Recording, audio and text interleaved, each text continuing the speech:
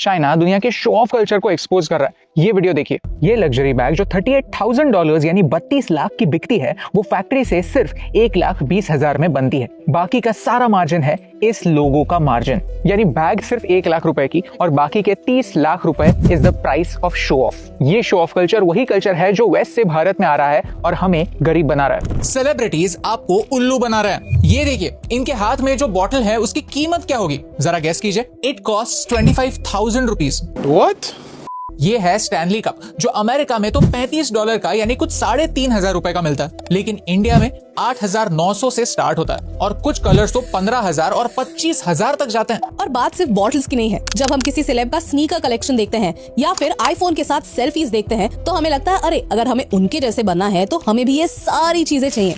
और इसी से जन्म होता है शो ऑफ कल्चर का, जो आज कैंसर की तरह भारत को डिस्ट्रॉय कर सकता है, क्योंकि इसका इम्पैक्ट आपके वॉलेट पर ही नहीं देश की इकोनॉमी पर भी होने वाला है। कैसे, आइए समझते हैं आज के इस वीडियो में। क्योंकि भारत में इन्फ्लुएंसर्स तो बहुत हैं, लेकिन हम डी इन्फ्लुएंसर बनना चाहते हैं, आपको स्टूपिड चीजें करने से रोकना चाहते हैं। चैप्टर 1, शो ऑफ का मतलब क्या। आज एक नया बिजनेस बन चुका है कि लोग खुद कॉन्सर्ट जाना अफोर्ड नहीं कर सकते, तो वो दूसरे लोगों को पैसे देते हैं कि वो उनके लिए कॉन्सर्ट जाए, फोटोज और वीडियोस खींचे और फिर वो लोग खुद अपने सोशल मीडिया पर चीजें पोस्ट करके फ्लेक्स कर पाए। But before you blame Gen Z for this, let me tell you, ये कोई नई बात नहीं है। इकोनॉमिक्स में इसे कंस्पिक्यूअस कंजम्पशन कहते हैं। आज से 125 साल पहले एक थ्योरी पब्लिश हुई थी called the theory of the leisure class. यहाँ इकोनॉमिस्ट थॉर्स्टेन वेबलर ने एक टर्म का इस्तेमाल किया कॉल्ड कंस्पिक्यूअस कंजम्पशन। मतलब क्या है? वो लिखते हैं कि 17th सेंचुरी में यूरोप में एक ऐसा क्लास बन चुका था जिनके पास पुश्तैनी वेल्थ थी, लैंड था, एसेट्स थे, पैसे थे, तो उन्हें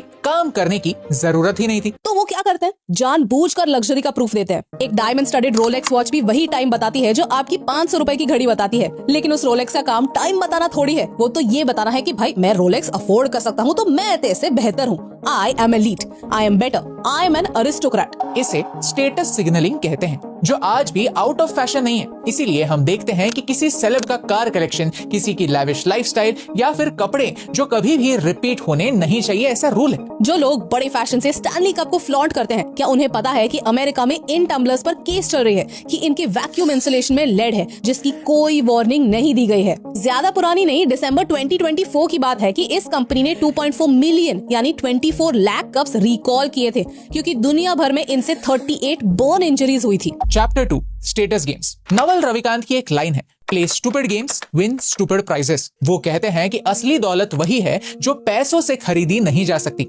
वो कमानी पड़ती है। A loving home, a healthy body and restful sleep. लेकिन क्या हम वेल्थ के बारे में सच में ये बात समझते हैं?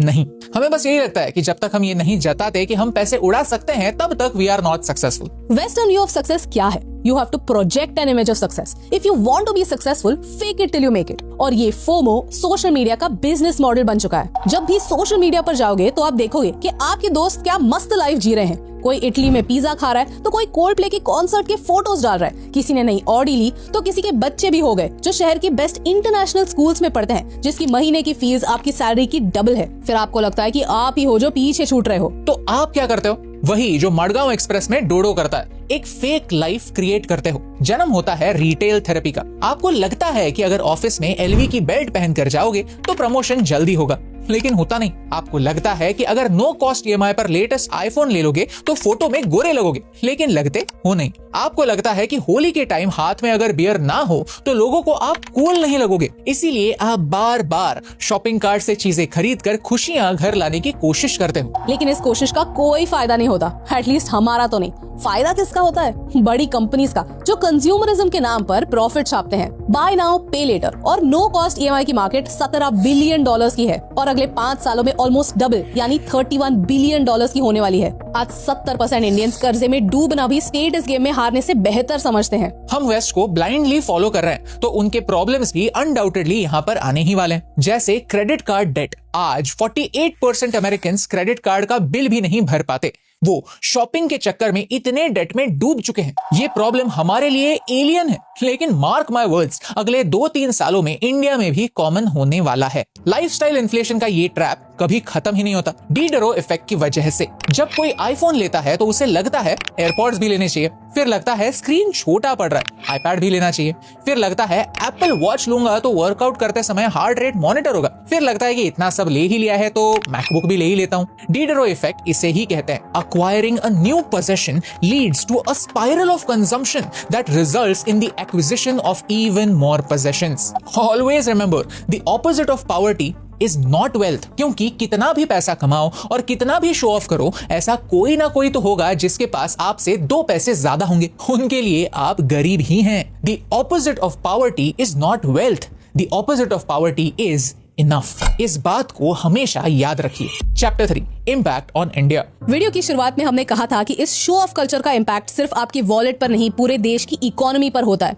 ऐसा क्यों? क्योंकि आज भारत एक लूज लूज सिचुएशन में है और इंडियन कंज्यूमर इसके लिए जिम्मेदार है। जहां वेस्टर्न ब्रांड्स बहुत लग्जरी हैं, एक्सपेंसिव हैं, तो उनसे इंडियन ब्रांड्स कम्पीट नहीं कर सकते और चाइनीज ब्रांड्स बहुत चीप हैं, इसलिए हम उनसे कम्पीट नहीं कर सकते। यानी या तो इंडिया चाइना से इम्पोर्ट करेगा या वेस्ट से, लेकिन हमारा ट्रेड डेफिसिट बढ़ता ही जाएगा। हम ऑलरेडी सॉफ्टवेयर अमेरिका से और हार्डवेयर चाइना से इम्पोर्ट करते हैं और इसमें उनसे कम्पीट कर पाए ऐसा कोई इंडियन ऑल्टरनेटिव है ही नहीं। एटलीस्ट जहां ऑल्टरनेटिव है वहां तो इंडियन ब्रांड्स को इंफीरियर समझना बंद करते हैं। चाइना से सच में ये सीखने जैसी बात है कि जब ट्रेड वॉर शुरू हुई तो वहां के सारे फैक्ट्री ओनर्स एक साथ आए और उन्होंने टिकटॉक का इस्तेमाल एज अ वेपन किया ताकि वो वेस्ट की हिपोक्रेसी को एक्सपोज करे। ये है उनका नेशनलिज्म।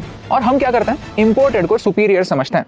हर कोई भारत को सिर्फ दुनिया का सबसे बड़ा मार्केट इसी तौर पर देखता है। Nobody cares about us, they just care about our money। और इसी वजह से इंडियन ब्रांड्स कम्पीट नहीं कर पाते। जापान में ऐसा नहीं है। जापान में फॉरेन बिजनेसेस सर्वाइव नहीं कर पाते। इसीलिए नहीं क्योंकि वहाँ सरकार ने बैन लगाई है, बल्कि इसीलिए क्योंकि कंज्यूमर्स खुद जापानीज ही चुनते हैं। उन्हें जापानीज गाड़ी लेने पर गर्व होता है कि यस, हम भी टोयोटा, होंडा जैसी कंपनीज बना सकते हैं। उनके पास वो कॉन्फिडेंस है कि हमारी जापानीज कार्स जर्मन कार से इंफीरियर नहीं है, इसीलिए उनकी इंडस्ट्री खड़ी है। अब जब टेस्ला भारत में आएगी तो सेलिब्रिटी से लेकर इंस्टा इन्फ्लुएंसर तक हर कोई टेस्ला लेगा। साइबर ट्रक्स गुड़गांव में घूमेंगे, नेशनलिज्म जाएगा तेल लेने, ये लिख लीजिए। क्योंकि हर एक को शो ऑफ करना है और शो ऑफ के लायक सिर्फ जी वैगन होती है, डिफेंडर होती है या फिर लैम्बो। इंडियन कंपनीज में क्षमता होने के बावजूद ब्रांड बनाने का वो कॉन्फिडेंस ही नहीं है, क्योंकि कंज्यूमर को इंडियन खरीदना ही नहीं है। टीवीएस BMW के साथ पार्टनरशिप में बाइक्स बनाएगा, लेकिन उस पर लोगो BMW का ही लगेगा, क्योंकि ब्रांड वैल्यू टीवीएस की है ही नहीं। टीवीएस की बाइक चलाने पर शो ऑफ होता है क्या?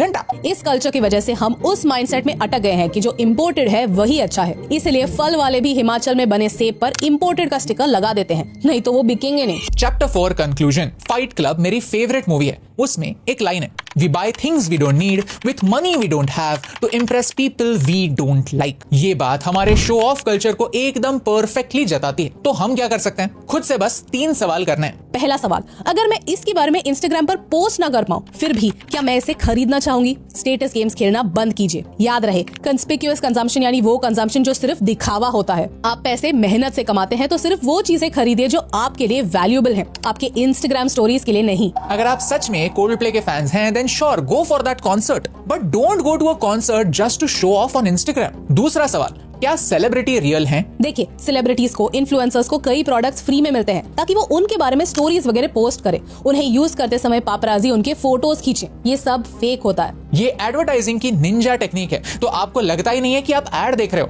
अगर कोई प्रोडक्ट पब्लिकली कोई सेलेब यूज कर रहा है तो अज्यूम करके चलो कि आप एक एड देख रहे हो। और तीसरा सवाल, क्या कोई इंडियन ऑल्टरनेटिव अवेलेबल है? यू सी, इंडियंस का नेशनलिज्म सिर्फ इंडिया पाकिस्तान मैच के समय उभर कर आता है। हम चाहते हैं कि भारत फिर से एक सोने की चिड़िया बन जाए, लेकिन फिर भी हम खुद ही इंडियन ब्रांड्स पर विश्वास नहीं रखते। जब भी कोई शॉपिंग करो तो एक बार जरूर सोचो कि क्या मैं 2 पैसे बचाने के चक्कर में चाइना को अमीर तो नहीं बना रहा, जो वही पैसे लेकर बाद में लद्दाख को छीनना चाहता है और अरुणाचल में अपनी एंक्रोचमेंट कर रहा है जहां पॉसिबल है। फॉर एग्जांपल, मेरी बाइक एक इंडियन कंपनी की है, तो अगर मैं एक इंडियन कंपनी की बाइक लेता हूं तो इंडिया में बिजनेस बढ़ता है, इंडिया में जॉब्स बढ़ते हैं और ब्रांड भी एक इंडियन कंपनी का ही बनता है। इस एटीट्यूड की हमें जरूरत है, नहीं तो हम हमेशा बेवकूफों जैसे ये मान कर चलेंगे कि अगर कुछ फॉरेन है तो वो बढ़िया है। और इस इग्नोरेंस का, इस ब्लाइंड ट्रस्ट का एडवांटेज फॉरेन कंपनीज लेंगे। हमें लेड से भरा पानी बेचकर, ओवर प्राइस जूते बेचकर या फिर 400 रुपए के चॉकलेट्स बेचकर। आज दुनिया की कोई भी चीज 10 मिनटों में हमारे घर पर डिलीवर हो सकती है, लेकिन इसका मतलब ये नहीं कि दुनिया की हर खुशी हमें 10 मिनट में मिल सकती है। Products are just products, they are new for just 1 day and then they are just things, and the things that you own end up owning you. एक सेकंड पॉज कीजिए और इसके बारे में जरा सोचिए, चाहे आप जेनजी हो या किसी और जनरेशन से हो, क्योंकि आपको ऐसे ही फिजूल खर्चों से बचाने से मुझे फर्क पड़ता है।